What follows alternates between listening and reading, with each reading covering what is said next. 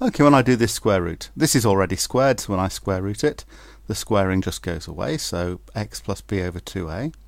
And on this side, all I've really got to do is shove a square root sign around the fraction, except I've got to remember that when we square root something, there are always two possibilities. So I need a plus or minus in front of that. Okay?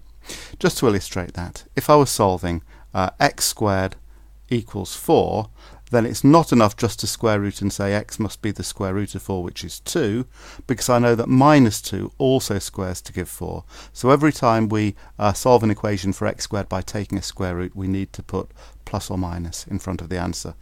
That's exactly what we're doing here. We're just dealing with more complicated algebraic expressions. Okay.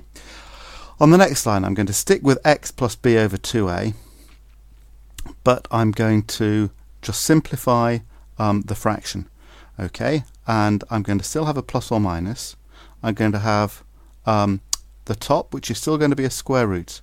But you need to remember how we square root fractions. Remember, when we square a fraction, we square the top and square the bottom. So when we square root a fraction, we square root the top. That's why I've set up a square root for you. But when we square root the bottom of this, we can actually write it without a square root. So what is it that squares to give 4a squared? What is it that when you multiply it by itself, so something times that something again, will give 4a squared?